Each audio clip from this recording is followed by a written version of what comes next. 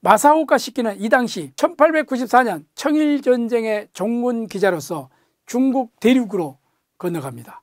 그러나 이 폐병으로 귀국하는 배 안에서 피를 토하고 병상에 눕는 몸이 되고 말죠. 이 시기에 도쿄의 대학 예비문 시절의 친구였던 나스메 소세키가 동경제국대학 영문과를 졸업하고 마쓰야마 중학교의 영어 교사로 부임해 와 있었습니다. 이때 나스메 소세키는 피를 토하고 병상에 누워있는 마사오카 시키를 자신의 하숙집으로 불러서 약 2개월간 같이 지내게 되죠. 이 기간에 마사오카 시키는 하이쿠를 짓는 모임인 송풍회라는 것을 열었고 친구 나스메 소세키를 하이쿠 연구 모임에 끌어들여 그에게 하이쿠를 가르치게 됩니다. 나스메 소세키는 이후 수년 동안 하이쿠에 전념했다고 볼 수가 있습니다. 마사오카 시키는 폐병의 진단이 났음에도 불구하고 신문지상에 하이쿠를 계속해서 발표를 하죠. 그리고 문화생을 지도하면서 많은 하이쿠를 지었다고 볼 수가 있습니다.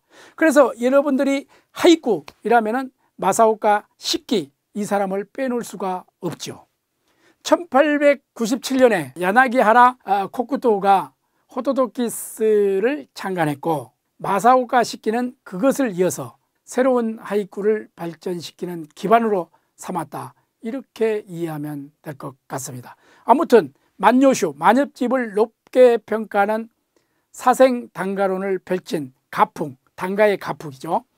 인 그의 제자인 이토 사치오, 나가스카 타카시, 시마키 아카이코, 사이토 모키치 계속 명맥이 이어졌다. 이렇게 볼 수가 있죠. 마사오카 시키는 화가가 그림을 그리듯이 자연의 모습을 있는 그대로 소박하게 나타내고 자신의 기분을 솔직하게 표현하는 사생문을 주장했습니다. 병의 고통을 수필과 사생으로 달래나가던 그는 1902년 35살이라는 젊은 나이에 요절하고 맙니다. 마사오카 시키는 마쓰야마 씨가 탄생시킨 일본 근대 하이쿠의 아버지 같은 인물이다. 이렇게 이해하면 될 것 같습니다. 시키 기념박물관은 그를 기념하기 위해 근대 하이쿠의 모든 것을 한 장소에 모아놓은 하이쿠의 전당이죠.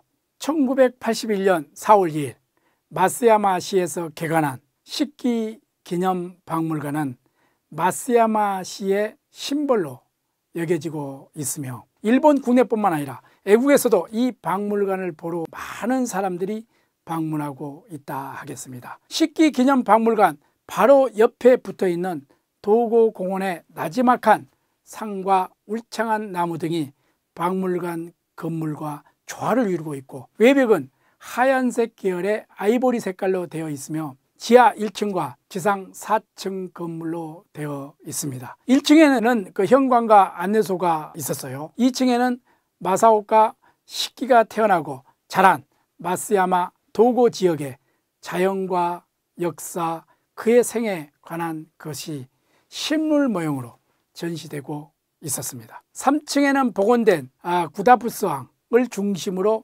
마사오카 시키의 문학적 성과와 생전에 그의 관계가 깊었던 사람들을 소개하고 있죠. 구다부스왕 이렇게 이야기하는데 한마디로 하숙집 이름입니다. 현재 일본을 대표하는 문호라고 불리는 나스메 소세키와 마사오카 시키 두 사람은 정확히 약 50일간 당시 나스메 소세키 하숙집이었던 구다부스왕에서 함께 생활했던 것입니다. 마사오카 시키는 구다부스왕에서 하이쿠를 짓는 모임인 송풍회라고 했죠. 송풍회를 열었고 친구 나스메 소세키를 하이쿠 연구 모임에 끌어들여 그에게 하이쿠를 가르쳤다는 기록입니다. 마쓰야마 사람들은 이 구다부스왕이 소실되고 이것을 안타깝게 여겼죠. 그래서 1982년 9월 현청의 뒤쪽 나지마간 산 속에 원형 그대로 복원시켜 놓았죠.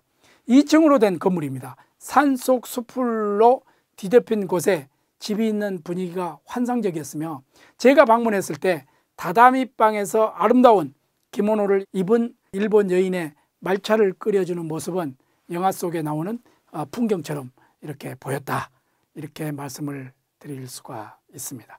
특히 보짱, 도련님이죠.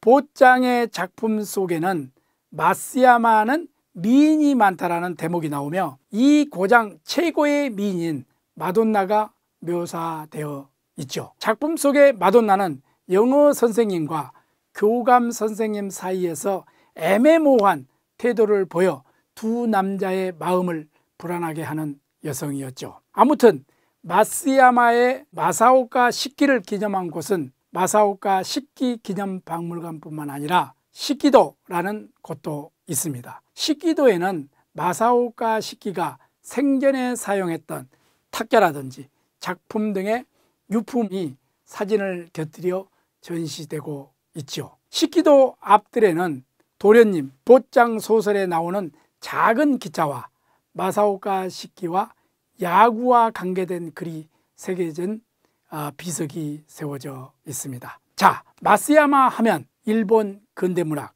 나츠메 소세키를 또 빼놓을 수가 없죠. 한때 아까도 말씀드렸지만 일본 돈 1000엔짜리의 모델이었던 나츠메 소세키 생애와 마쓰야마 체험에 대해 이야기해 보도록 하겠습니다. 1890년에 동경제국대학, 현재 도쿄대학이죠, 문과대학 영문과에 입학한 나츠메 소세키는 1893년에 동대학 영문과를 졸업하죠. 일찍부터 한시를 읊거나 학생 시절에 알게 된 마사오카 식기의 영향으로 하이쿠를 짓기도 했지만 평생의 직업으로 영문학 연구를 할 셈이었으며 소설가가 될 생각은 처음에는 없었습니다. 대학을 졸업한 뒤 곧 교단에서 서서 동경 고등사범학교 등의 강사를 거쳤죠. 그리고 1895년부터 다음에 걸쳐 시코쿠의 마쓰야마 중학교의 영어 교사로 근무했습니다. 그는 마쓰야마 교사 생활의 체험을 살려 후의 작품 도련님 보짱을 발표하여 오늘날까지 명작이라는 평가를 받고 있다, 이렇게 이해하면 될 것 같습니다. 이후 나츠메 소세키는 큐슈 구마모토에 있는 제5고등학교로 근무처를 옮겨 교감 대리까지 하였죠. 그런데 1900년 5월에 갑자기 문부성으로, 우리 같으면 교육부죠, 제5고등학교 현직에 있는 채로 영어 연구를 위해 만 2년간 영국으로 유학을 명한다라는 사령장을 받게 됩니다. 그래 나츠메 소세키는 문부성, 교육부라고 했죠, 제1회 간비 유학생으로 영어 연구를 위해 유학을 명령받았던 것이었습니다. 영국 유학 생활을 마치고 귀국한 그는 유학 가기 전에 근무했던 구마모토 제5고등학교로 복귀하지 않고 제1고등학교의 교수가 되었고, 한편으로는 동경제국대학의 강사로서 영문학을 강의했다, 이렇게 알고 있으면 될 것 같습니다. 러일전쟁이 끝나고 1905년에 친구 마사오카 식기를 통해 알게 된 친구 다카하마 쿄시의 권유로 쓴 것이 나는 고향이다, 아가하야 네코데아루였죠. 이어서 시코쿠 마쓰야마 중학교의 영어 교사 시절의 체험을 토대로 해서 쓴 보짱 도련님을 1906년에 호토토키스에 발표하여 주목을 받게 됩니다. 1907년에는 동경제국대학 영문과 교수를 그만두고 아사히 신문사에 입사해서 소설가에 나설 결심을 굳히게 되죠. 아무튼 나츠메 소세키가 만주 한국을 여행할 수 있었던 것은 친구 나카무라 제코의 도움 덕택이었다라고 봐야 합니다. 그는 만주의 다이렌, 대련, 여순, 능악성, 봉천, 하얼빈, 장춘, 그리고 우리나라도 오죠, 한국의 서울과 인천, 부산 등 당시 중국과 한국의 큰 도시를 여행했습니다. 그는 이 여행의 경험을 바탕으로 해서 만한 여기저기를 도쿄와 오사카의 아사히 신문에 그 같은 해 10월 20일부터 12월 30일까지 게재했던 것입니다. 나츠메 소세키는 1916년 12월 9일 위에서 이 출혈이 있는 뒤부터 점차 몸이 쇠약해져 갔죠. 그 후 오후 6시가 지나 갑자기 괴로워하기 시작한 그는 가슴을 풀어헤치고 여기에 물 좀 부어줘, 죽으면 곤란하니까 라고 말했다고 합니다. 간호사가 분무기로 물을 분무하자 좋아 라고 한마디의 말을 남기고 그대로 이 의식을 잃고 말았습니다. 그로부터 30분 뒤에 날이 저물면서 나스메 소새끼는 숨을 거두고 말았던 것입니다. 그의 대표적인 보짱, 도련님, 소래가라, 그 후, 마음, 고코로 등은 일본의 많은 국민들에게 읽혀지고 있습니다. 나스메 소새끼가 1895년 1년 남짓 영어 교사로 근무했던 마쓰야마 중학교 체험을 살려 도련님이라는 소설을 발표했다고 말씀드렸죠. 그러나 작자의 마쓰야마 실제 경험으로 보기에는 맞지 않는 부분이 많다라고 볼 수 있습니다. 작품 도련님이 발표되었던 시대의 일본은 1904년부터 1905년 사이에 한국과 만주에 대한 지배권을 둘러싸고 벌어졌던 러일 전쟁이 막 끝나 정치적으로도 문학적으로도 중대한 전환기에 있었던 시대였습니다. 사회적으로 새로운 금융 자본주의가 싹트기 시작했고 일본 근대 소설도 성립을 보려고 한 시기였다. 이렇게 이해하면 될 것 같습니다. 작품 보짱, 도련님, 부모로부터 물려받은 무모한 그런 성격으로 어릴 때부터 손해만 보고 있다라고 작품은 시작되죠. 주인공 보짱, 도련님의 애고래, 정의감은 유머를 불러일으키는 면도 있으나 힘있는 인간에 대한 투쟁에서 힘없는 인간은 질 수밖에 없다고 하는 인간의 한계를 보짱, 도련님의 지나칠 정도로 단순한 성격과